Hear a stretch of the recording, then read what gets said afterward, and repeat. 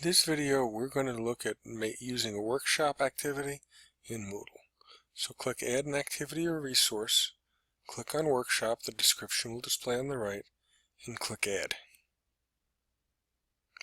As with all activities, you're going to need to give it a name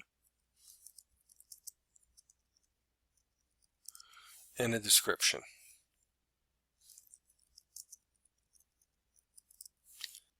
It's important here that we take a moment to really understand what a workshop is. And in a workshop, students submit files of their work. It could be in any form. It could be a Word file, an Excel file, a PDF or something. They upload a file. And not only does the teacher assess them as they would in a normal lesson, but their peers can do assessments, and they can do self-assessments on the same work. So the grading settings here reflect that. This can allow a cumulative grading, which allows comments, number of errors, and or a rubric, and I think that's where we'll leave it. The grade for submission, I can put this in any category that I've created, and what this is saying is that my assessment of what they submit is going to count for 80%, while their assessment of other people's work is going to count for 20%. Okay, submission settings. You can give them some instructions for submission over here. You can determine the number of attachments they may submit. In many cases, it might just be one, or it could be more. The size of those uploads, and check this if you'll allow submissions after the deadline, which we can set further down the page. Leave it unchecked if it's a hard deadline. Assessment settings. You have a box for instructions again, and you have the option to have them assess their own work.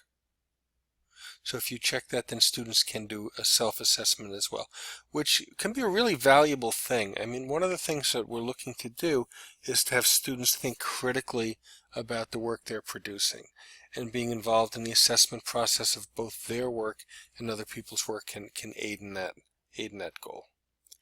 As far as feedback, there are several different modes here. Feedback can be disabled, it can be optional, or it can be required. You can actually put attachments in with your feedback, although you don't have to. But if you are using attachments, we can limit the number and the size. And a basic conclusion, so that you can provide a little closure to the lesson. Okay. There's also a section for example submissions. If you check this, basically you're going to provide some practice activities for them to look at and practice with their assessment.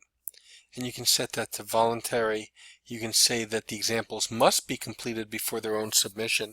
And I would argue that this is a great setting because it makes them think about the rubric and think about, or encourages them anyway, to think about that rubric and what the criteria really are before they complete their own project. Or you can set it so that they're available after their own submission but before the peer assessment. So that's to give them practice in assessing their peers. There's an availability category, and notice this is a little more complicated than the previous ones. That's because there's two sets of date. The first set of dates is for the open and closing of the submission period for the files themselves, and then the second set of dates has to do with the window in which they can do the assessment, the peer assessment of people in their class. Common module settings, as always, deals with hiding or showing the content.